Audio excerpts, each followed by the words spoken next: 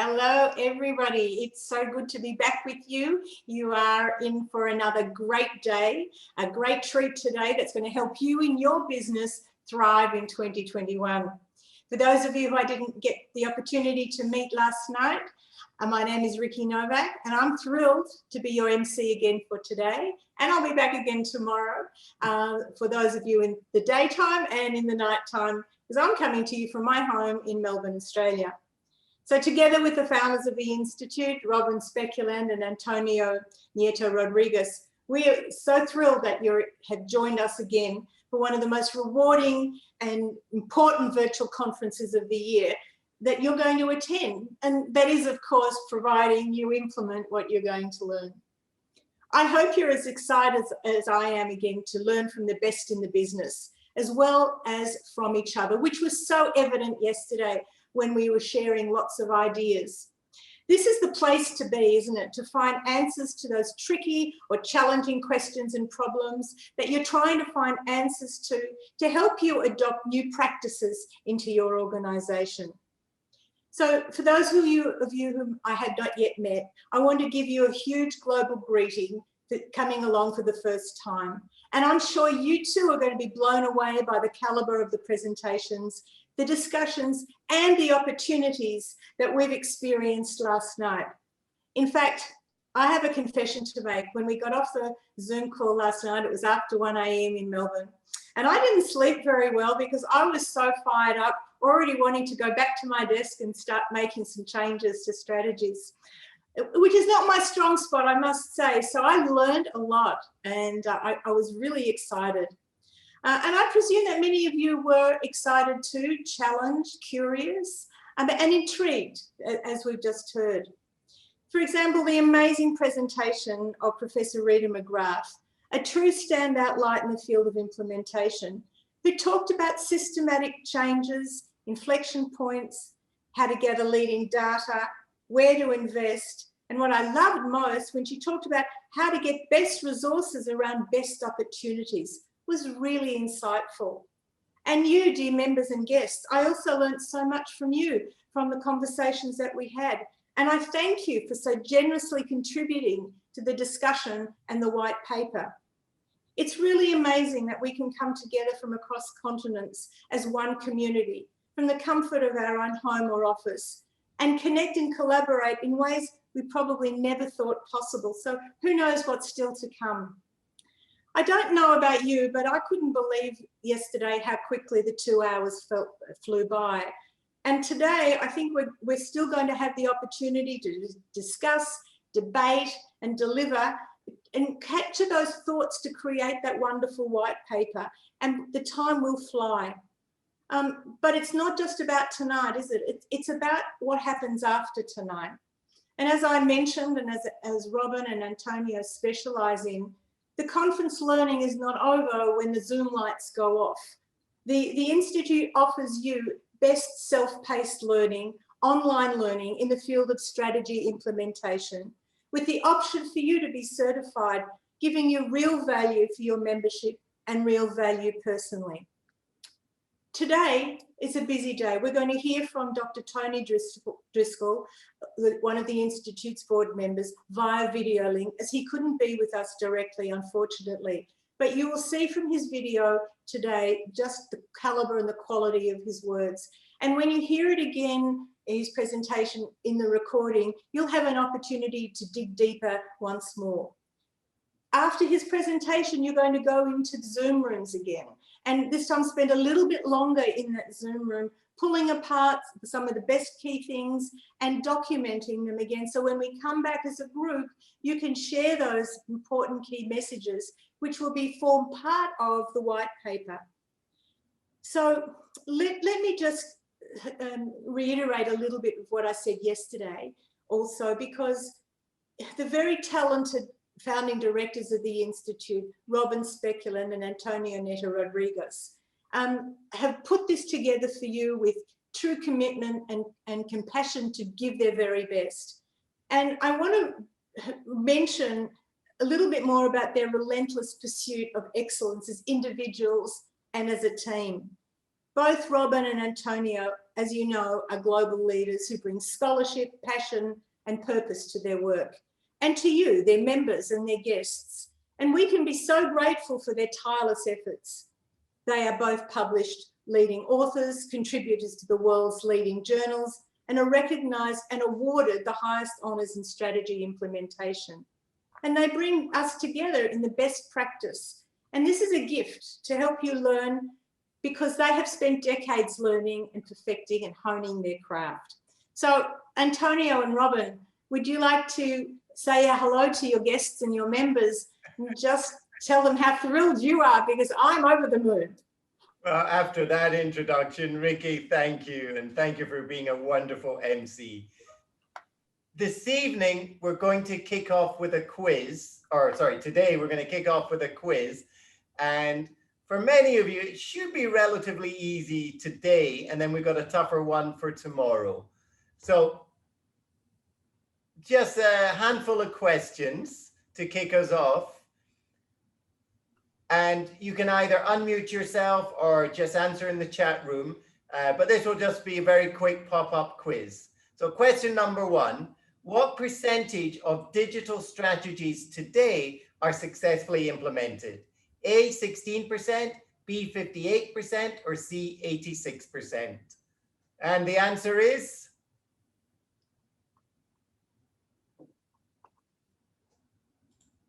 %16%. So we have been steadily improving at strategy implementation from the research Antonio and I have done over many years until digital. But digital is much tougher because there's so many moving parts, and the failure rate is around 84%. Question two, in implementing strategy, leaders fail because they lead by example, B, guide and coach employees, or C, repeat mistakes. And the answer is C, they repeat the mistakes of past. Even though they failed before and they've learned the lessons, and Antonio and I facilitated in the room, we say, why does implementation fail? And they tell us, but yet it keeps failing because they don't change from what they've done previously. Number three, how much of this gets starting to get a little bit tougher. How much of the strategy planning is it ideal to have in place before you start implementing? 50% complete, 80% complete, or 100% complete? What do you reckon?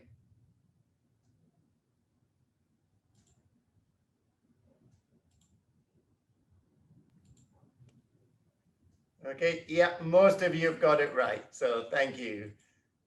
The answer is 80%. Okay, why not 100%? Because there's no such thing. You can never finish your strategy, because as soon as you think it's finished, the environment, the situation, the landscape around you has changed. So as soon as you start implementing, it's already changed. Number four, what percentage of people can articulate their own organization strategy? 5%, 35%, or 55%? So this is not anyone else's, even within an organization. Okay, so I've seen most of our members who have done the course, so good on you, you're getting it right, okay? This is one of the biggest problems we have. How can they implement if they don't even know what they're supposed to be doing different? Only 5% of employees know the company's strategy. And that's not just from the Institute's research. Also, Kaplan and Norton, AKA the Balanced Scorecard guys, have the same research for stateside. So it's fairly consistent around the world. Number five, what percentage of people know the right actions to take to implement the strategy? So even those who know it, the strategy, what about the actions? A, 12, B, 32, or C, 42%? All right, most of you got it. 1 or 2 saying B, most of you have gone for the correct answer, A. Okay. So if strategy is about taking the right choices, implementation is about taking the right actions. But how can it be implemented if your employees don't know what they're supposed to be doing? And this is a big challenge we find, Antonio and I, in many organizations. And question 6, what percentage of leaders are good at both crafting and implementing strategy? A, 8%, B, 24%, or C, 48%? Yeah, most of you have got it again. Thank you. And this is our final question. And this came not from our research, but an article Paul published on the Harvard Business Review. But you know, on the side, we were delighted to see such an opportunity because this was just as we were designing the Institute. So of course, there's always the opposite. But the challenge is that leaders have been taught how to plan, but not how to implement. And that was our goal when we launched the Institute. Okay. That we really wanted to help leaders fill that missing skill set so they had the capability to both plan and implement. True or false?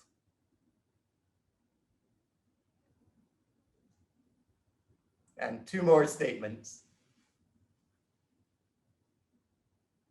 So customers don't notice your strategy, they notice once you've executed it.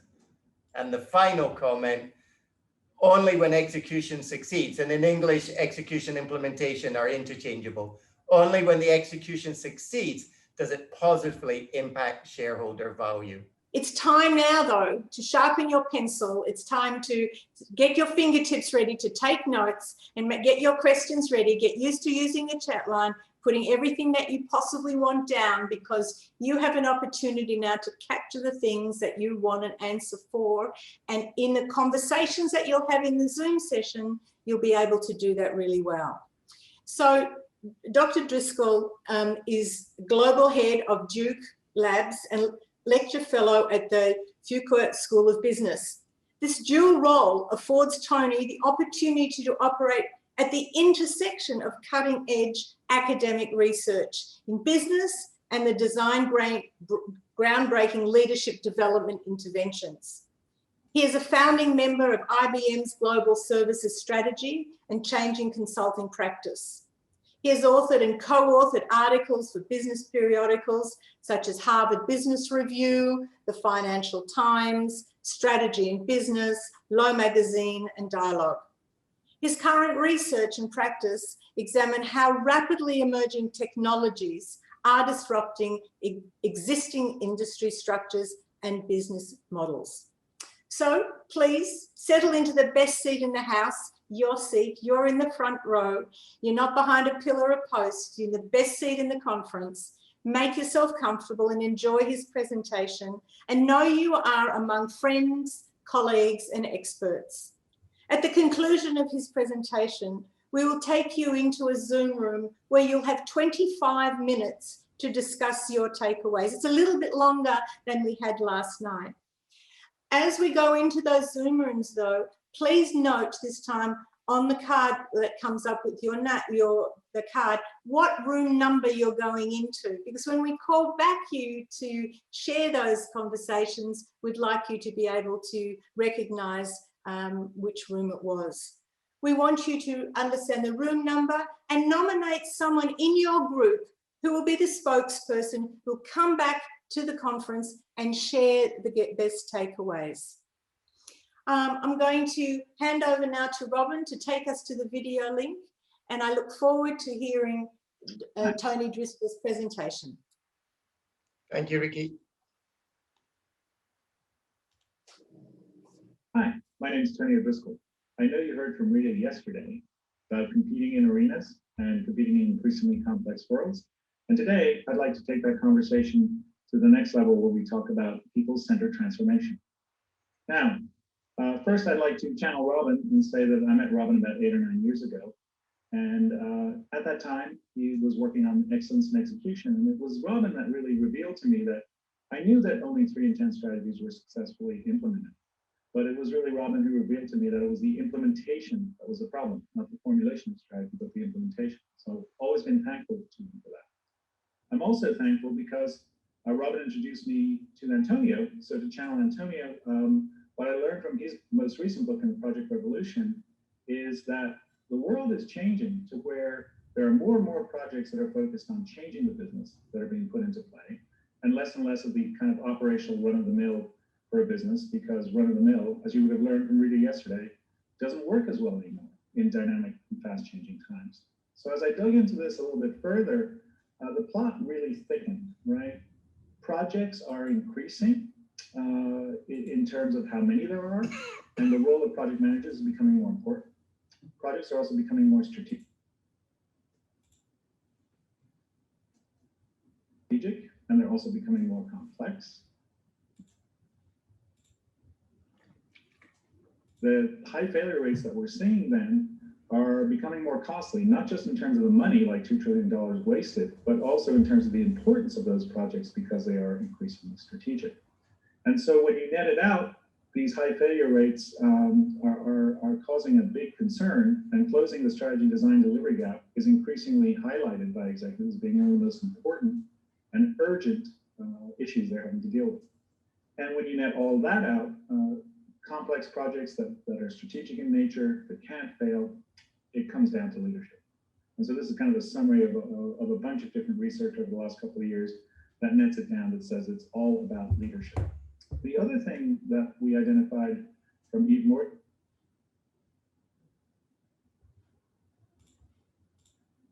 work, or that I did in my research, is that people in organizations that have structural governance or procedural transformation imposed upon them are 3 times more likely to be disengaged.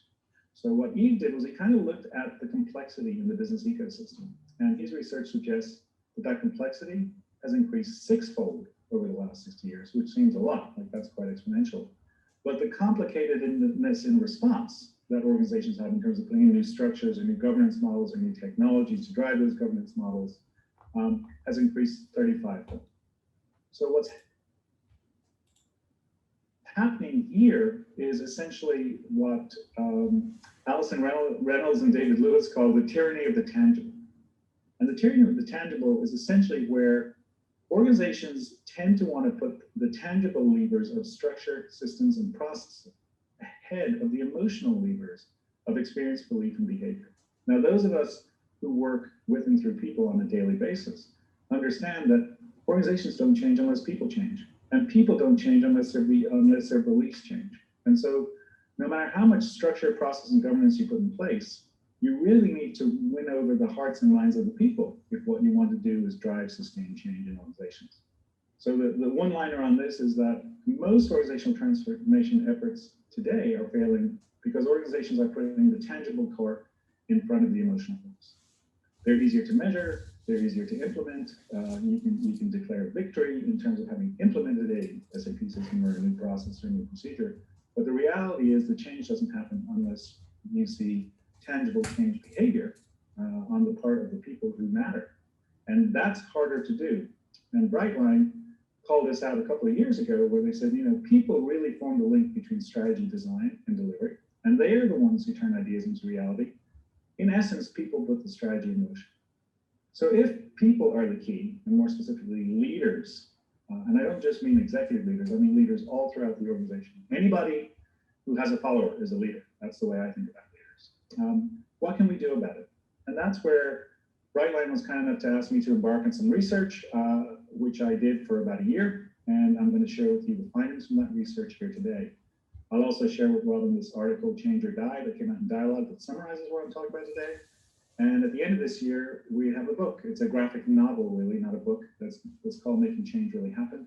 That goes into these elements in more detail and in narrative form. Okay, so let's get into it. This is the model. The idea is that you want to drive agility in your organization. Agility is different than speed. Speed is going from A to B fast. Agility is knowing when to stop and pivot. And those are quite different. Usain Bolt, the world record holding sprinter found that out when he joined the Mariners, an Australian soccer team. And he realized that while he was very, very fast, he had a hard time knowing when to stop and when to pivot. And so while he clearly had a differentiation in terms of speed, he wasn't as agile and had to learn when to stop and when to pivot. And I think organizations are similar. So the first thing we want to do is kind of nudge a culture to have aspiration, alignment, autonomy, and accountability. Those are the 4 A's. If you get those 4 A's in place, then the outcome or the residue of that is that you will have an agile enterprise, which is what we're all striving for. Now, in my research, I suggest that there are 10 elements required. They are interdependent elements, not linear. We obviously have to go through them in a linear form here to cover what they are, but essentially they're all connected. And one reinforces the other, and you could start at any point within this model. For now, I'm going to start with the middle one. Communicate a compelling change narrative. On that transformative day in 1963, when Martin Luther King stood in front of the Lincoln Memorial here in the United States, he didn't say, "I have a plan." He said, "I have a dream." If he'd said, "I have a plan," maybe I wouldn't be talking about him today in terms of what he did for civil rights. But because he shared a dream and because he had a compelling change narrative about that, he began to create a movement. And that's the first message, is people must believe that the achievement of a shared aspiration is possible and worthy of their effort before they're willing to change to make it happen. Simon Sinek, I think, popularized this with the notion of what's your why? Begin with why, start with why, what's the why? People want to connect to something greater, a vision that's greater than themselves, and they want to find meaning in that. So that's the key, is we first have to begin with a compelling change narrative. So the test for the first element is, do our leaders communicate a clear, concise, consistent, and compelling narrative that makes a purposeful, passionate, and emotionally resonant case for change? And I don't just mean the CEO. I mean that this is a consistent message all the way through the organization that's clear, it's concise, it's consistent, and it's compelling, and it's a story. It's not what to do and how to do it. It's a story about why we're doing what we're doing and how it will be a benefit. Okay? In order to make this happen, leaders need to shift away from the norm. So we talk about leadership shifts away from the norm. The norm might be that we focus on the required action. Here's what we need to get done this week. What we need to do as leaders is emphasize the shared aspiration over the required action, if what we're trying to do is cultivate a compelling change narrative. Another shift is moving away from the problematic present and emphasizing the possible future. And thirdly, moving away from the actionable what and how and focusing on the purposeful why. Now, I want to be clear here. I'm not saying you don't do the other things. In fact, those are the norm. But as leaders throughout the organization, if you feel that you're missing on the element of compelling change narrative, some shifts might be required by leadership to move in this direction. So it's stretching away from the norm, valuing the shared aspiration over the required action. This is how the Agile movement started. They articulated a set of values that you should value X over Y. And so I borrowed heavily from that successful transformation initiative here. So those are the 3 shifts that leadership would have to make to kind of evolve towards creating a compelling change narrative. The second one is act to think differently. Here, Mahatma Gandhi in 1930, through Satyagraha, or civil disobedience, marched from Ahmedabad to the coast, walked 240 miles, and famously, took some salt, which he was not supposed to do because he was supposed to pay the British for the salt. 17 years later, India got its independence. So I think Mahatma Gandhi is really somebody who demonstrated and be the change you wish to see in the world. That's what he did. He modeled, right? So leaders who deliberately act their way into a new way of thinking, this is Hermione Ibarra's work, are more successful in changing their own behavior, but also motivating change behavior. If you want change behavior, model behavior you want. Don't demand it from others, okay? So acting to think differently means that you have to show through your behavior. Don't, show it, don't say it, I think is the one-liner here. Our leaders generate respect and followership from others by personally, authentically, and openly modeling the change beliefs and behaviors required to evolve the organization. Is that what your leaders do? If they're not doing that, and they're not acting to think differently, some of the shifts that you might want to value are valuing demonstrating change behavior over demanding change behavior. I think oftentimes leaders, particularly the higher up we go in the organization, demand change behavior without demonstrating it themselves, and that never can be successful. Secondly is being authentic and open over being authoritarian and overbearing, like not leaning into position power. And if you don't know the answer, be authentic about that and try to engender a sense of cooperation in figuring out the new world that we're all unfamiliar with. And third is testing and learning or trying and learning over thinking and planning. Again, I want to emphasize, it's not that you have to not think and plan. That's absolutely what we do most of the time. But if we're lacking in this element, leadership might need to nudge the culture a little bit more towards testing and learning, which is what we see with the new innovation practices, design thinking, Alex Osterwalder's work, etc. So those would be the three shifts that we would want to think about if what we're trying to do is act our way into new way of thinking, and we need to demonstrate that. So now I'd like to go a little further back in time. Back now to 1924, this is Mary Parker Follett, and her famous law of situation. So I really like the way that she frames this. Leadership is not defined by the exercise of power, but by the capacity to increase the sense of power among those led. So that's a shift in the whole notion of power. And if we look at Amy Edmondson's research, leaders must embrace situational humility by showing vulnerability, seeking help, asking questions, demonstrating failure is acceptable. So by having this humility, you build a foundation of trust and obviously psychological safety where others feel safe to share their perspective, to share what they know, and not fearing any retribution. And when we're in a world that's as complex as the one we're in today, every perspective matters. And creating an environment where people feel safe to be able to share what they think becomes increasingly critical. None of us is as smart as all of us. And so we need to create the conditions to allow people to come forward and share their insights. So the test on embracing situational humility is, do our leaders show vulnerability? Do they seek help? Do they demonstrate that failure is acceptable?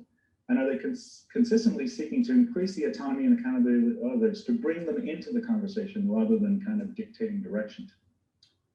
If we're not doing that, from a leadership perspective, some shifts we might want to consider are showing our vulnerability over projecting power. Oftentimes, I think we want to, as leaders, project that we're in control, we know exactly what's going on. And if that's not the case, people know it, and therefore it undermines your credibility as a leader.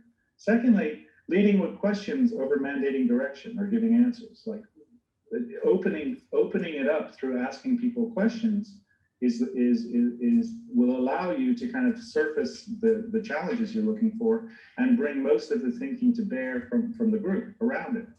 A third one is really making failure safe over playing it safe. We're not going to jump S-curves and move to the next level if we don't make some bold decisions and take some bold action. But if people feel it's not safe to do so, then everybody's playing it safe, and that means we're going to regress to a mean of mediocrity. So those might be three shifts that we could consider if what we're trying to do is embrace situational humility. Now, the fourth element, we go to Steve Jobs in 1997 when he returned to Apple. And very famously at that time, he cut out 70% of the products that they were working on. And there's a very famous talk, a very grainy video where he talks about focus is about saying no. If you say yes to everything, you're saying no to everything because you're not really channeling the energy, focus, and attention, even more importantly, the attention of people on what really matters most, right? So we want to reduce collaborative overload. Collaboration is great as long as it's on the things that really matter. I think Sony learned that, and Rita may have talked about that. Sony learned that with the MP3 player, right? Leaders must adopt a portfolio-based approach to change by ensuring that people's energy and attention is squarely focused on the vital few change initiatives that really matter. So we all say people have the same amount of time. I think the more finite currency is attention. Dan Goleman talks about this a lot. So we really need to channel and focus people's attention on the things that matter most. And this is something that Steve Jobs did really, really well when he came back to Apple. I think some of the business results speak for themselves. So what's the litmus test for leadership on focusing on the few? Our leaders bring clarity and focus by prioritizing and communicating the key strategic priorities that matter the most to the business. Is there a constant drumbeat of what's mattering? Now, it doesn't mean that it doesn't change, but there can be a few things for people to focus on, and they need to understand why they matter, tying back to the first one, compelling change narrative. But less is more in this context. If we're not successful as leaders in this particular element of the PCT framework, a couple of shifts we might want to consider is saying no over letting it go. Like a lot of times when things get into the new product development process, we just kind of let them go. And then when they come out, we have a 70% failure rate. Why do we do that? Why can we not kind of, adopt more of a design thinking paradigm? It's like the goal here is to kill it as soon as possible, because the longer it stays in the system when it doesn't deserve to be, it's costly, it's not going to yield value when it gets out the other end anyway. So we should be much more discerning about what projects we allow to move through stage gate processes. Secondly, ruthless prioritization over holding options. Of course, holding options is a strategy, right? But I think sometimes we tend to not want to be bold like Steve Jobs was and really focus on the few and then channel all of our energy on them. Knowing that those are the right ones is challenging, I'll grant you that. But ruthless prioritization over holding options, when holding options is just essentially to cover yourself, that's not leadership. And lastly, I think this is a really important one, is focusing attention over measuring action. Right? If you have 27 measures that kind of go in different directions, you may be going nowhere. Whereas what we really have to do is focus this very finite resource that people have of focusing attention on what really matters. So those might be some shifts to consider. Again, the norm might be we want to hold options, or we're going to absolutely have a scorecard, and we're going to allow the process to let some projects through. But in this instance, if that's an element of your PCT framework that's not working well today, you might want to emphasize these shifts to ameliorate the situation. Okay, now we have Vince Lombardi. So in the 60s, Vince Lombardi, he's a master motivator, really well recognized here in the United States. And his quote is, individual commitment to a group. That is what makes a team work, it's what makes a company work, and it's what makes a society work. So what Vince Lombardi was great at was unlocking discretionary effort. People said that, Vince's players would run through a wall for him, right? They really believed in what he was trying to do, and they were on the team with him fully, right? That's, Denny Organ calls this discretionary effort. It's a thing that people will do because they want to, not because they're told, right? They really have ascribed meaning to that outcome themselves, and they're willing to put, in this case, in Vince's case, their bodies on the line to make that happen in a football game, American football and something. So to unlock discretionary effort, leaders must focus on the intrinsic motivational levers that compel people to go the extra mile. What makes them tick, right? And then tap into those aspirations and give people the power, the autonomy, and the accountability to hitch their meaning wagon to the overall aspiration of the firm and get out of their way. That's the essential idea. So what's the test for motivating discretionary effort? Well, the test is, do our leaders understand how to motivate discretionary effort by tapping into the aspirations of others? And then do they give them the autonomy to do it and hold them accountable for delivering? There's a lot in that statement, but that's the magic of motivating discretionary effort. But it's initially predicated on truly understanding what matters to the people. If we're not doing as well as we'd like on that element, we want to focus maybe on channeling aspiration over dictating direction. People don't resist change, they resist being changed, right? They resist being told what to do. But if we can, Oh, I'm sorry, folks. I don't know what happened there. Hi, my ability, no. Let me just pick it up from where Tony Failing a left bunch off. of times until you find your way forward to, well, we might be missing a complete Our leaders understand how to motivate discretionary effort by tapping into the aspirations of others. And then do they give them the autonomy to do it and hold them accountable for delivering? There's a lot in that statement, But that's the magic of motivating discretionary effort. But it's initially predicated on truly understanding what matters to the people. If we're not doing as well as we'd like on that element, we want to focus maybe on channeling aspiration over dictating direction. People don't resist change, they resist being changed, right? They don't resist being told what to do. But if we can identify what it is that motivates them, if we can motivate by inspiration rather than manipulating through fear, we will get a lot more discretionary effort out of our people towards the outcome we're looking for. And also recognizing effort over requiring conformity. This is a little bit of growth mindset, that it's the process and it's the learning rather than conforming to a particular set of measures that will get us incrementally better outcomes this year from last year, while we might be missing a complete different S-curve shift in an arena that we weren't even aware of, which is something I'm sure we just spoke with you about yesterday. So these are three shifts, again, away from the norm of telling people where to go, perhaps leaning too much into position and coercive power, and kind of requiring conformity to the norm if what we're looking to do is sustain the enterprise over time. As again, as I'm sure Rita told you, like companies do not enjoy sustainable competitive advantage anymore. It's transient competitive advantage. So the only solution is to innovate. And the best way to innovate is to bring diversity of perspective together with a deep understanding of customer needs, and trying and failing a bunch of times until you find your way forward to an innovative offering that ignites the market. You can't do that through dictating direction, manipulating with fear, requiring conformity. It's not going to get you there. Charlene Lee's most recent book, Disruption Mindset, really talks about agency, giving people agency. This is, again, the notion of autonomy and accountability is this dual notion. But it's a two-way street. If you give people the power to kind of follow their own aspirations, you need to make sure, first and foremost, that those aspirations are aligned with the aspirations of the firm. And then they will apply their discretionary effort to do it. So here, organizations that give people agency, which she defines as the permission to take independent action or make changes without approval, are far more likely to succeed, right? They will succeed, but we have to absolutely make sure that some of those other elements are in place.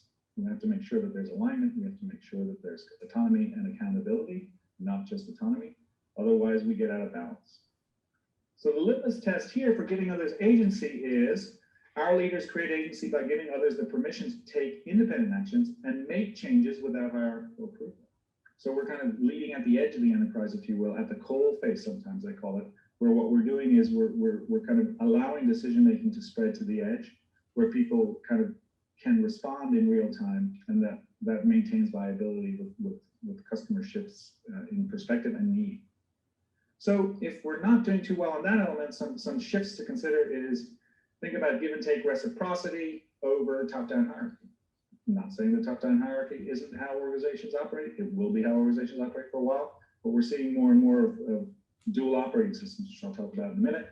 So we need to kind of loosen a little bit the strict top-down and perhaps allow for more informal networks to emerge. Encouraging independent action over requiring prior permission. Roger Martin often says, one way to kill an initiative is to say, prove it. Another way to kill any initiative in people is to say, don't do anything until you get my approval, because that kind of is an inspiration killer right there. And then giving agency over exercising authority. So if you're going to give somebody accountability to do something and hold them responsible, then you have to get out of the way as long as you know that the aspiration is set. So these are very easy to say and very, very hard to do, but those will be the shifts that will be required in order to truly give others agency. No talk can ever not have a Peter Drucker quote in it. And this one is not culture eats strategy for breakfast. This one is, in most organizations, the bottleneck is at the top of the bottle. So if you ever look at a bottle, the bottleneck is at the top of the bottle. So Peter was a master of kind of giving people blinding flashes of the obvious, if you will.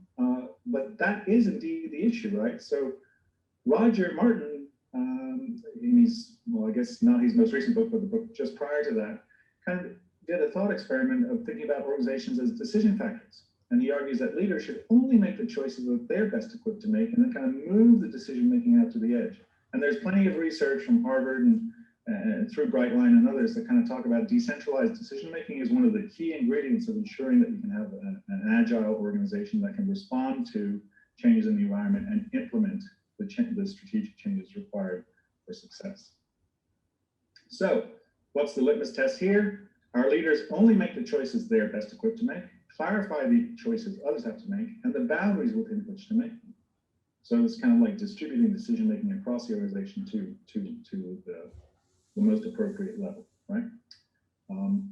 So if we're not very good at that, a couple of shifts we might want to consider as leaders are, leaning into experience and expertise over position and role. So it's not always the person who has the highest position in the hierarchy who might be best equipped to answer a particular question. So don't kowtow to the hierarchy as much as perhaps into experience and expertise, particularly when we're dealing with uncertain situations. Secondly, if the decision is made, really explain your rationale rather than just expecting agreement. If people, number one, don't know why they're doing what they're doing, and secondly, are just told to do things that don't make sense, you're gonna see engagement scores just crash. So if you do have to make a decision and make a call, be very clear in what your rationale was, rather than just expecting people to comply. And third, as much as possible, you want to cascade decisions over centralizing, right? So those would be 3 shifts to consider away from baseline if what you're trying to do is nudge that element forward. The next element is catalyze the network. This is John Cotter. His most recent work is captured in a book called Accelerate, where he kind of updates his 8-step change model and proposes a new approach where you would build what he calls a second operating system devoted to the design and delivery strategy that uses an agile network-like structure. So in this, John argues that most companies began as entrepreneurial networks and they were largely relationship driven. But over time, as organizations grow and scale, you clearly have to put some structure in place, and that structure looks like the hierarchy. His argument is that we've kind of leaned too much into the hierarchy and we've lost some of the magic of the hierarchy. And so we have to find the optimal balance between the two, and therefore the need for a second operating system. So leaders must create the space for that to happen, right? So they must exercise their position power within the hierarchy and influence to override the traditional hierarchy, creating time and space for cross-functional teams to emerge, converge, and engage around critical design delivery interfaces. This is critical. If I talk about a little bit about what the litmus test is, it's all about this cross-functional teaming, but not predefined cross-functional teams, ones that emerge, converge, and engage around a strategy, design, delivery interface. The world is complex today, and so we can't predict ahead of time what the challenges are going to be. So what we have to do is kind of be in a perpetual state of readiness for the unexpected. Therefore, the very principle of emergence that is part of complex systems, we have to exhibit in our own behavior as an organization. So what are the shifts? We might want to lean in more to informal networks over organizational hierarchies. Not that the hierarchy goes away, but we have to give some credence to that. Secondly, we might want to lean to organization network analysis and understanding the relationships, the trusting relationships, the energy relationships, the task relationships between people, rather than constantly restructuring. We're constantly structurally out of phase with the reality of the market. So rather than kind of restructuring all the time and waiting for that to happen, perhaps just using newer technologies to understand the nature of the network today and the best configuration of the people in that network to address the situation at hand is a far more elegant solution. And then instead of always assigning just cross-functional teams on a project, allowing this time and space for emergent collaborative teaming, people who are motivated, who feel they have the strengths to participate, to kind of spontaneously emerge through an organizational network analysis and partner and then disband, kind of like the Hollywood model of organization. Okay, next one, lead the system. Real change starts with recognizing that we're part of the systems we seek to change. This is Peter Senge. Peter famously wrote The Learning Organization in the 90s, or The Fifth Discipline was the name of the book. He's since kind of evolved to kind of say, yes, and we're all part of these complex systems.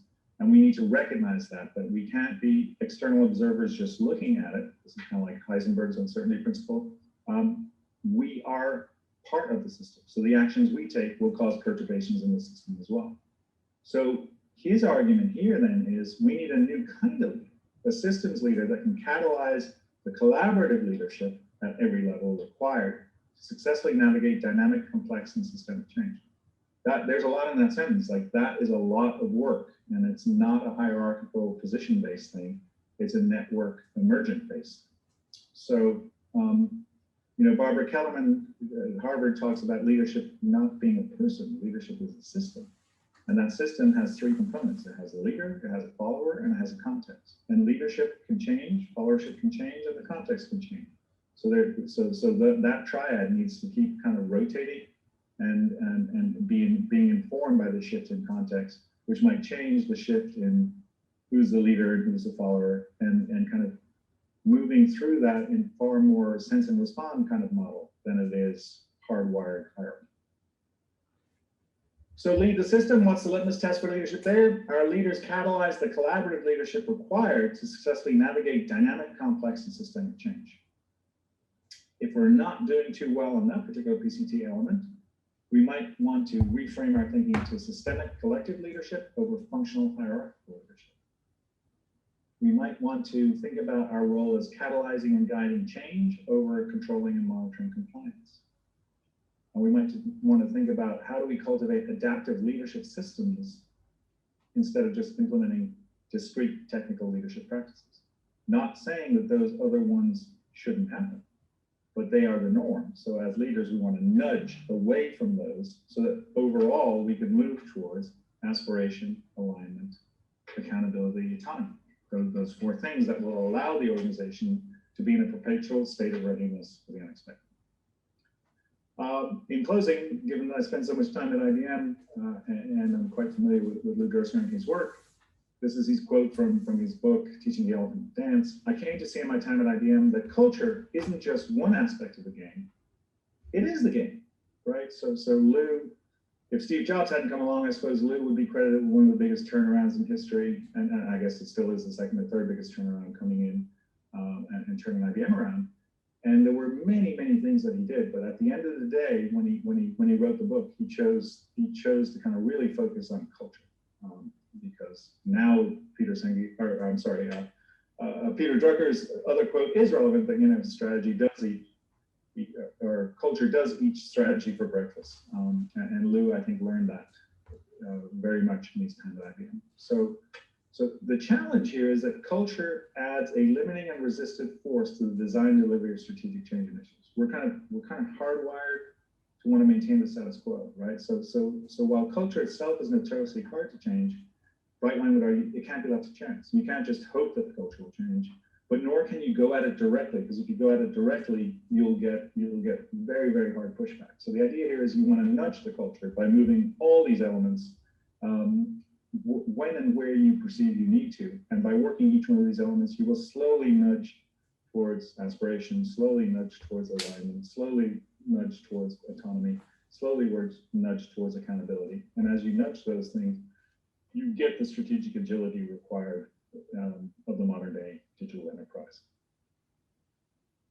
So what's the litmus test for nudging the cultures? Our leaders consciously and continuously nudge the culture in the direction of aspiration, alignment, autonomy, and accountability. Just, you know, one nudge at a time, not saying we are going to implement a culture change and you will all be different tomorrow. We know that's a recipe for disaster. So the PCT leaderships required here are the human and emotional change over the technical and rational change. Again, this goes back to the notion of the tyranny of the tangible. We tend to often want to say, we're putting in a new process. We are implementing a new system, whether that's like a technical system or a compensation system. And there's a beginning, middle, and end to that, technically speaking. But that's when the hard work of human change begins, right? So the human emotional changes, what is going to be difficult for the people in implementing the system? Where will their source of resistance come from? Do they know why we're engaging in this? Might they have an opinion on how to make the change more palatable and maybe more effective, right? But we tend to gravitate towards that which is easier to manage and measure. which is the more tangible side. We're changing the structure. We're implementing a process. We're implementing a routine.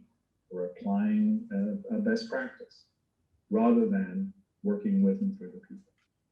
The second will be focus on the PCT elements that we just covered over tackling the culture directly. If you go straight at culture, it's very, very difficult to change.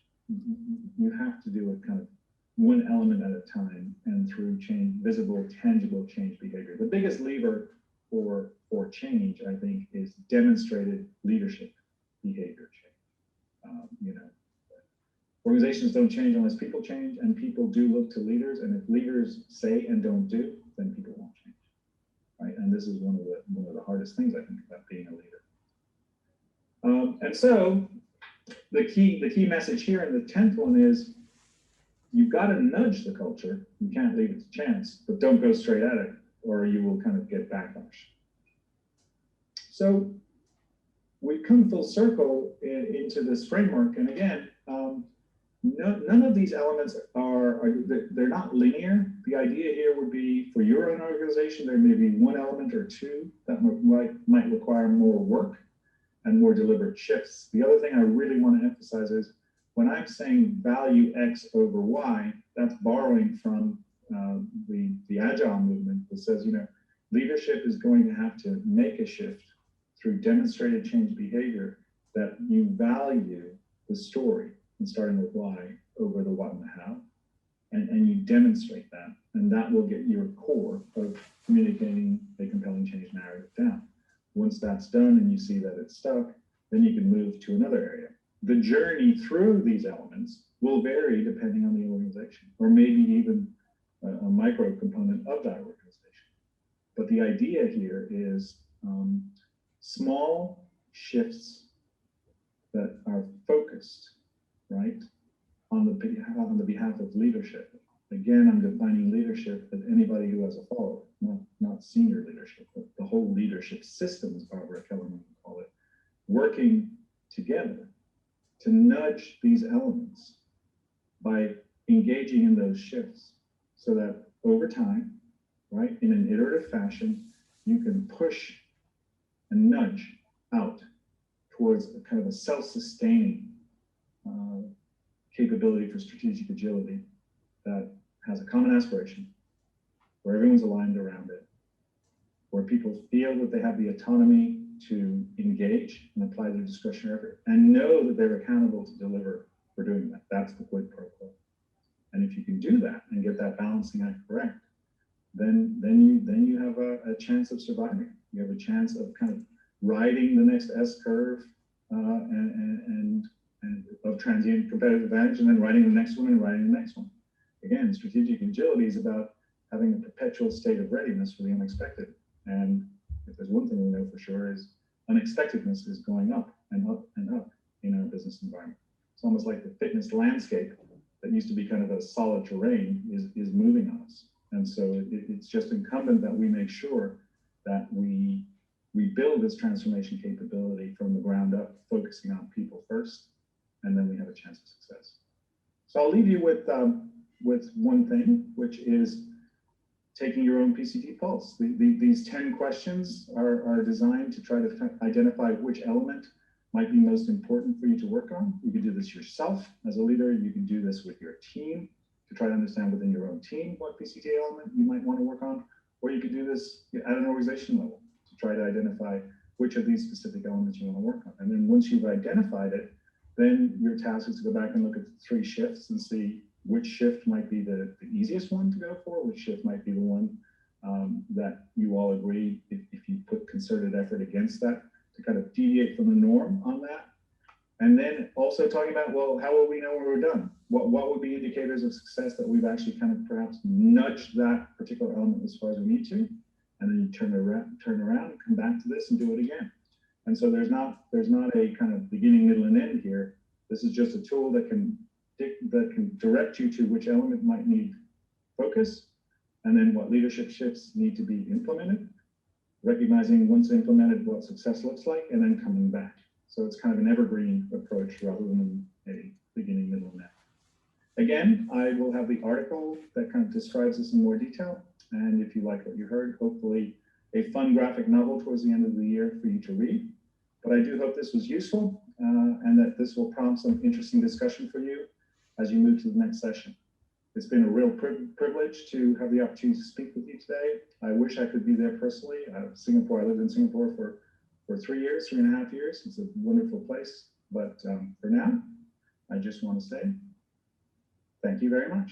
Enjoy the rest of the conference. Thank you, Tony. Wow. Wow, it was, what a presentation. It was so full, wasn't it? It was a bit like drinking from a fire hose. There was so much information going on, and I think that we can be really proud of the information that we're learning along this journey.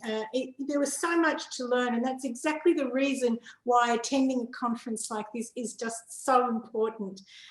We learn so much. I mean, there were so many things I was writing down and taking notes on, and just some of the things, and I'm curious to hear what you actually also had to say. But I love the quote by Steve Jobs that said, you know, attention should be squarely focused on the vital few change initiatives that matter most to the business, not saying no or yes to everything, but really making sure things that matter are the things that we do. And also what resonated with me was how Tony was reiterating how people don't resist change, but they resist being told to change, and that agency, giving people agency is really critical. What did you learn? What were some of the moments, that defining moments for you in that presentation that you thought, I knew that, I've heard that before, but maybe now it means something? What did you hear that you'd never heard before that you think, oh, I wish I would have thought of that? That makes a whole lot of sense. And what have you never thought about, and perhaps maybe never would have if you hadn't come along to this conference? Well, now's the time that we're going to go into Zoom rooms, and you can share those ideas of what you can take away, and then we'll come back after the 25 minutes. And you can share that with the group, because this is going to form the foundation of the white paper, which is really critical to you and the community at large. Robin is going to take you into the Zoom rooms in a minute, but just here on the screen, you'll see just those important 4 things to remember about the framework. Select a leader, everybody is to share. We'll come back, share the best idea, and remember your group number.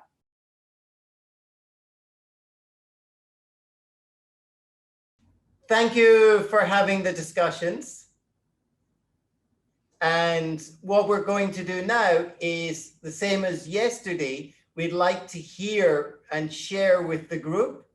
And this time we had 8 groups, so it'll be a little bit quicker. And hopefully you remember your group numbers. We'll go in order. And then I'm going to ask you to share your inputs, your comments that you've taken away. And remember, what you're sharing will be the ammunition or the fuel that we will feed into the white paper as a post-conference result. So on that note, can we invite room 1 to go first? Gyla, is that you? No, actually, I think.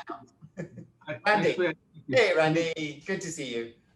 Well, I think there's something about picking on the old guy, because this is the second day in a row I've been nominated to here. So reluctantly, I'll speak for our group.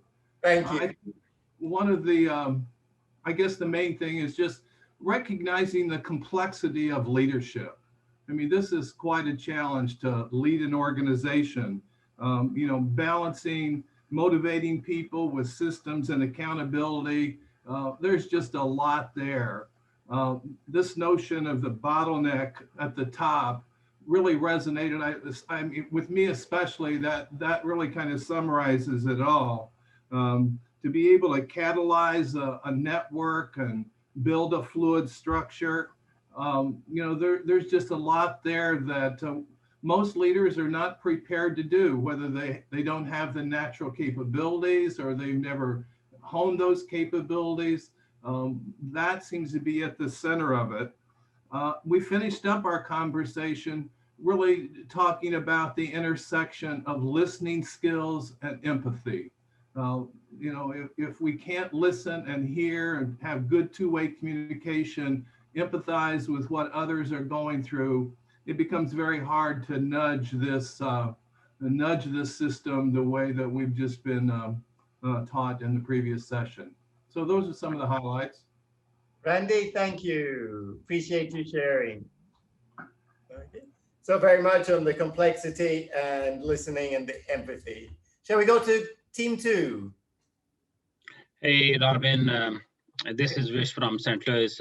I was with Professor Michael and Louis. So we talked so many topics, but we focus mainly on power of why, right? When you are about to select a particular project, you need to ask those tough questions. Why you need to get this project done now, why we didn't do it last year, why it can't wait until next year, why now? And it's my own personal practice that if I ask 5 times why, 80% of times people will just run away. My goal is to make them uncomfortable, because if they cannot present their own business case, if they cannot come up with a compelling reason why certain things needs to be done, I think they are not well prepared, because we don't have unlimited time, resources, and money in our organization, and they need to prove their business case. So we talked a lot about power of why. Then also we talked about focus is about saying no. Just like Apple founder, a lot of people do struggle in saying no due to the lot of reasons. Like myself, due to my own personal obligations, sometimes I don't feel comfortable saying no to other people. But I'm not doing good to my organization and my resources if I'm not able to say no. And then lastly, before we left, we talked about a lot about the key is to when to stop and pivot. And because if the project is going on, you have already spent $200,000, but it's not making sense anymore. Leaders have to have the guts to stop that project and not worried about the sunk cost, because that doesn't make any sense. That 200, I call it a sink cost. It's gone into sink, that's okay. But I cannot keep spending another $200,000 if it's not making sense. And lastly, Louis brought the point of culture. And we talked about that culture is the game, it's not one aspect of the game. And then Professor Michael helped us that is a kind of series of small steps that you take to build the culture or change the culture in an organization. Yeah, Vishik, you echo, fail early, fail fast, fail forward. Yep, you got it. Yeah. Okay, very well summarized. Vish, thank you very much for doing that for your team. We appreciate. Team 3. Hi, everyone. Hey, I had the pleasure of working with Alan, Abdullah, and a very quiet Mohammed, and I'm going to try and summarize what we talked about here. I think that we came down to how critical it is for leaders to be able to move from that transactional operational mode to really being able to focus on strategy. That in order to do that, they needed to be able to free up space by empowering people to make decisions throughout the organization and really take on those more operational decisions and roles. But linked to that, in order for people to be able to do that, there had to be a strong alignment to the vision and the strategy of the organization. And so we kind of wound up with the importance of having a strategy implementation office that really is setting that vision and direction for the organization and creating that alignment. And with that, I'll pause and see if Alan or Abdullah have anything they'd like to add. I'm good from my side. Thank you so much. I think you covered it perfectly. Okay. I'm looking at Antonio because he's sitting on his hands because this is his passion area. In his book, focused about the difference between operations and business. Are you going to say anything, Antonio, or are you going to keep quiet? Okay. I'll come in a bit later. Okay. I'd like to hear all these inputs. Very nice. Yeah, so absolutely, and Alan and Abdullah, what you captured, Antonio wrote a whole book on it called Focus. So, he's nodding his head in full agreement with you, and I agree also. Thank you for sharing. Team 4. Hi, this is Gary. I'll report out for Team 4, which is made up of an international team, as many others, I'm sure. So Yolanda was visiting us from Madrid. And we also had like a transient group. Anna went from the US to UK, and then Annabelle is, I think you're in Venezuela from Austria or vice versa. I can't remember, Annabelle. Yeah. We actually started off our conversation discussing the certification for SIP. So that was, good to see where everyone was in the process and sharing some tips and tricks that way. Then when we moved in, I think we covered a lot of ground. Some of the major focus areas that we talked about. Obviously, the broad topic of leadership, and some discussion about what it means to have adaptive leadership and collective leadership within the organization, and how to do that, right? What that looks like in real life, and then when we talk about the leader. Yolanda, asked the question is like, who is best positioned to sponsor a transformational change like this within the organization? Like, where does that individual sit most appropriately? And then we added on this idea when we talk about cultural change, not just the sponsorship, not just where it originates from within the organization, but what are the unique competencies needed to be successful in doing that? Right, so it's not an operational skill to nudge a culture. It's an organizational dynamic skill. It's like psychology of understanding how individuals and teams work together. So there's some underlying complexity of how best to do that. The other big part of our conversation was around the idea of focus on the few, the prioritization, and the importance of limiting what you're going to work on, from the Steve Jobs perspective, and reducing the number of products that the organization is going to focus on. From the top down, creating that clarity and focus in for the people on the line to execute on. And Anna brought up the point as well that there's this dynamic that sits on the front line where even when we focus on the few, there's always other things being added to the plate. And what permissions or what is needed for a bottom-up approach where those individuals can either say no or push back on the additional stuff that comes down. In my organization, we call it death by 1,000 cuts, right? So people, either they intentionally or unintentionally like to take big things and break them up into really small things, thinking that they're getting around the system. Like, here's one other thing, this is a small thing, keep adding to the plate until the plate overfloweth. So those are kind of the key discussion points that we had. And I'll ask my team, anything I missed. Question, so who is best to sponsor? You left us all hanging. I don't know if we answered that one. I think it was a big question. Sorry to come back with another question. It might be different within each organization, I'm sure. Okay. But I think it's like something to further look into, Robin. Okay. All right. Gary, and where are you sitting, Gary? Where are you? I'm in Philadelphia in the US. Okay, so I have to also acknowledge, because you were one of our very early adopters into the Institute. So a pleasure to meet you face to face today. Yeah, thank you. Yeah. Well, thanks, Gary. Okay, team 5. I'm here. Hello, everyone. Thank you. Yes, my name is Dimitrios, and since we were also a small group, I agreed politely to present the summary of our discussion. So Godrun was, it was really nice discussing with Godrun and hear from her.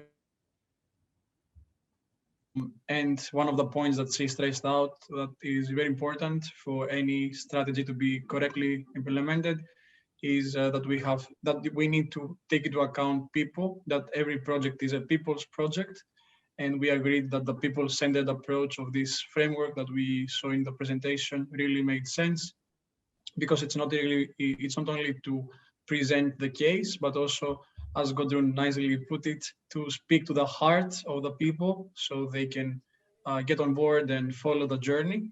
Also, from my more limited experience in project management, what I found very interesting from the model is the autonomy element, and how we can give others the agency to make work happen, and see also that the leadership is not only to lead individual tasks within the project, but most importantly to lead the system and make change happen.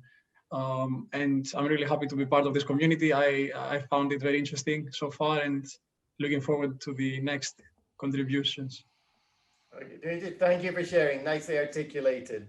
Okay, so very much, and echoing, we've worked with Gudrun for many years now, myself especially, so I know exactly where she's coming, that every project is very much people-centered. Yeah, nicely anchored. Thank you for putting it that way. Team 6. Team 6 here, Michele Michele, speaking. thank you. Hi guys. So I was with RW from New Jersey, Irving from Belgium. I forgot where David come from, and Jav from South Africa. So we were, and I'm in Canada. So we were also across the globe. So that's already a fantastic thing for one of these beautiful things of these meetings. So the discussion was super rich. I'll do my best. We started considering that the model that was presented it's strong, is complete, is very inclusive of several different topics, but it also very complex, and it might seems to be sometimes overwhelming, because you see so many things that you have to work on, so many things that you have to facilitate shift on. So that might be a first feeling looking at the model. And then we started talking about the fact that people don't want to change because they are told to change, but they want to be protagonists. They want to be part of the change. They want to have responsibility and accountability. Now, from there, we start talking about the fact that all these models seems to be a little bit westernized, a model that is ready for rich countries in which you have resources, organizations that have a kind of bureaucracy already there, mid-management, and a little of capacity in trying to tackle all these kind of topics. Because when we start talking about projects in a poor country or less developed country, in terms of bureaucracy, in terms of organization, we start to see problems, start to see difficulties in adopting some of the suggestions implemented in the presentation. And then we thought about the fact that actually it's not only developed and not developed country, but it's also within the same rich countries, depending on the size of the organization, depending on the complexity of the society and the community.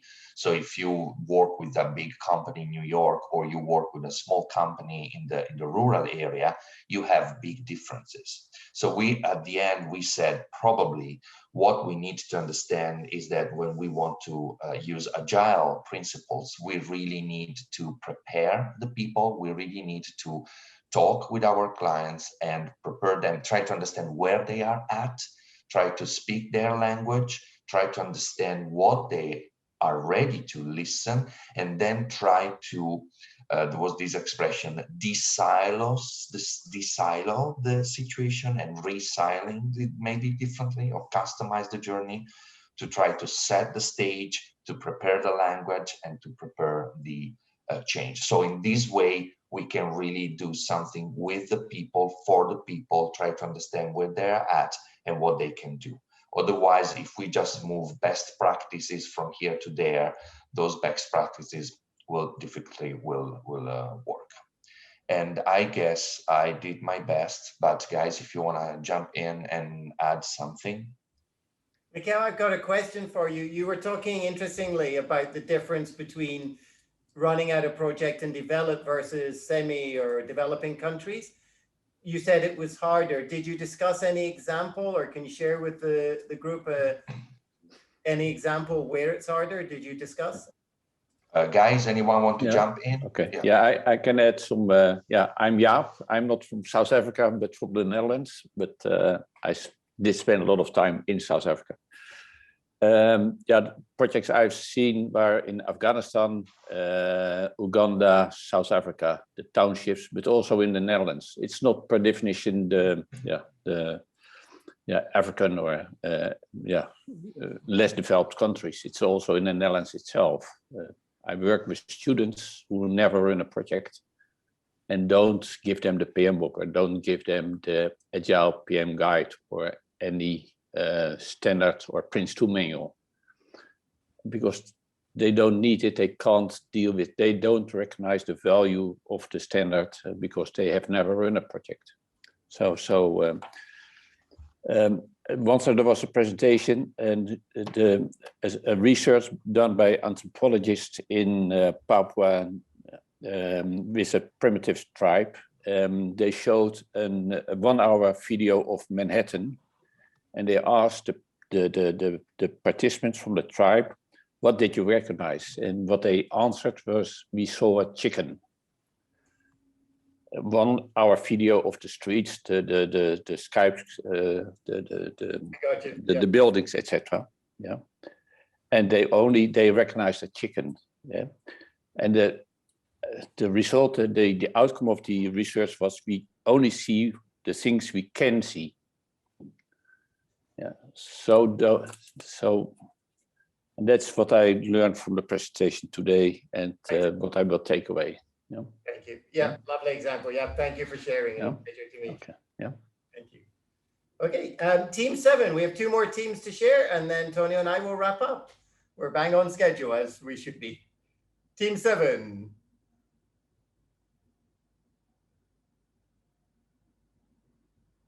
Do we have anyone? Team seven was George, Aicha, Gurpreet, and myself. And we started out, each of us giving individual inputs, and then we came to a summary statement going forward. But one of the things that rang out loud and clear is from Driscoll's presentation of all the different techniques, all the levers, as we call them, that one could use to make an impact on the culture. At the end of the day, it's people that make the culture happen. And if we get too immersed in the techniques, may tend to lose sight of that. Yeah. People have to be storytellers, and they have to be authentic, and they have to repeat those stories on a regular basis. And also from Driscoll's own presentation, while he didn't have one of these levers identified in his cluster, he repeated it at least 3 times, is that there are leaders at all levels. He said leaders that have followers. And that's one technique I mentioned to the group that I have to remind organizations about, because when this word strategy gets mentioned, I think everyone automatically thinks of the executive suite in the penthouse. That's theirs. It's theirs, and it's not theirs. You have to get it into the leaders at all levels. The capabilities with the focusing on a few key initiatives, priorities. I think that's critical, because people tend to want to boil the ocean when they start getting involved with strategy building, and that leaders need to lead on a continuous basis. But at the end of the day, we came up with a summary statement that went back to the Lou Gerstner reference. And I didn't tell my group this, but I lived through that with, I had just joined IBM in '85. And that 90s era with Gerstner was like a roller coaster. And when Gerstner really realized toward the end of the 90s, when there was serious questions about breaking the company up, is when he made his statement that Driscoll brought to the surface. Culture is not part of the game. Culture is the game. And that told us in the field that we were going to stay whole as one company going forward. George, Aicha, Gurpreet, anything else to add? No, that's it. Thank you. Okay. Yep. Wonderful, Joe. Thank you. Very, very well articulated and summarized. Thank you. And excellent. You were also involved in the IBM, which I didn't realize. Good to hear. Just before I forget, while Joe was talking, someone messaged in. Yes, you will get a copy. We've recorded these sessions, and post-conference, and we will be uploading and sharing with you a summary so you can capture again for those who have been asking. And that takes us to saving the best for last, Group 8. Okay, so Group 8, it was Andre, Faisal, Niwen, and myself. So we cover a big portion of the world. So first, we were talking about the model that Tony presented today. And the point is that we're discussing how much we think that is implemented, that model in each of our countries based on our experience. And here we brought into the table the topic of the culture. So we did not discuss about if culture is a strategy for breakfast or is the other way around. But what is clear for us is that the culture of the company is very based on the culture of the country that the company is based, and that depending on the country, we see a bit complex this model to be implemented in those countries, because we're talking about the hierarchy models.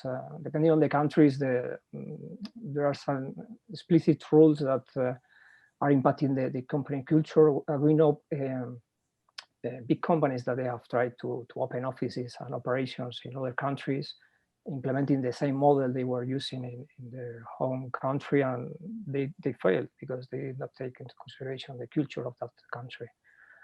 But independently of that, we all agreed that middle management role is key in the implementation of the strategy, and they have to be power and have more accountability and authority in order to be able to do the bridge between the top leaders and the rest of the company, and assuring that the communication flows and everything is aligned on the initiatives, and everybody has a clear view of which one is the focus and the initiatives to work on.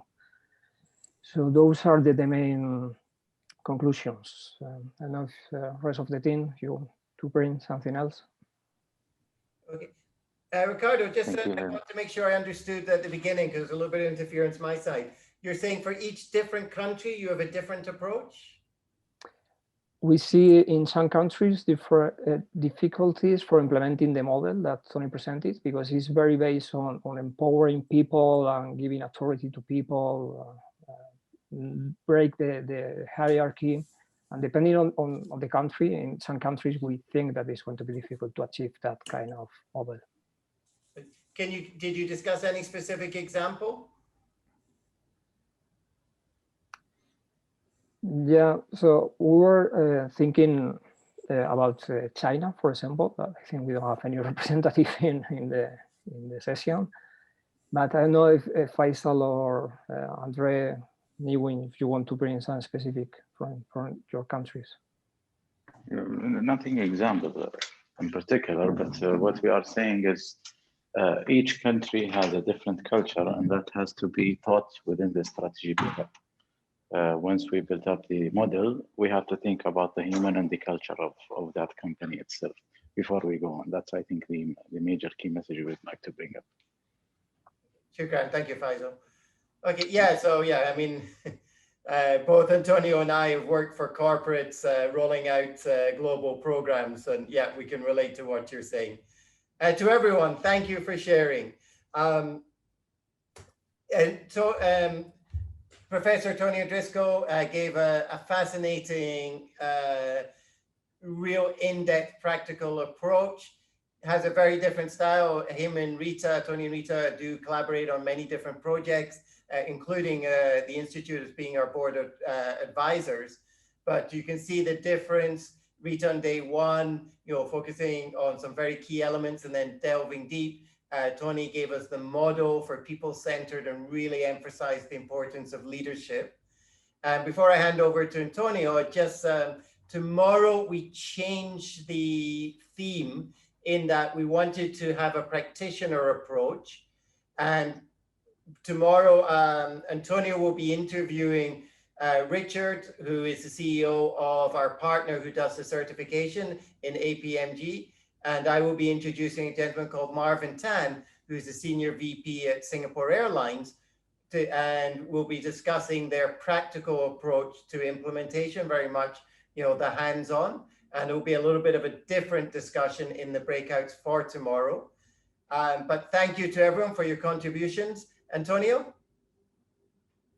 Well, not much to add. It's always a pleasure to hear the feedback of the groups.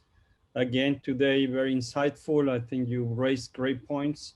We've been thinking, Robin and I, for a long time. Even we're a bit thought provocative, and we say that the quote of Peter Drucker, it's a bit old, is for the 80s and 90s with the culture eating strategy for breakfast. I think we are looking at a radical shift in the way organizations operate.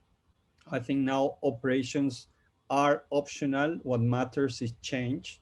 And that impacts everything, impacts the strategy, the culture, the organization, the competencies. So it's a massive, massive change that we'll have time to talk about that in coming up sessions that we have with the network. So for today, I think it's just getting a bit closer to down earth and reality. And I look forward to tomorrow's discussion with Richard and Singapore Airlines to understand better what are the current problems and how are they facing them.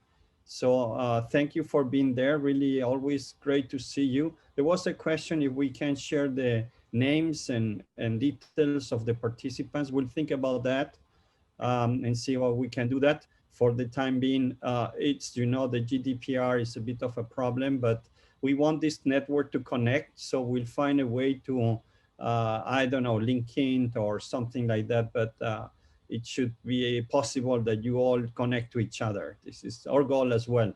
And with that, I thank you and I look forward to see you tomorrow. Robin? Yeah, so thank you to everyone. It's enriching. And Tony and I both appreciate you joining us and taking the time to share and contribute.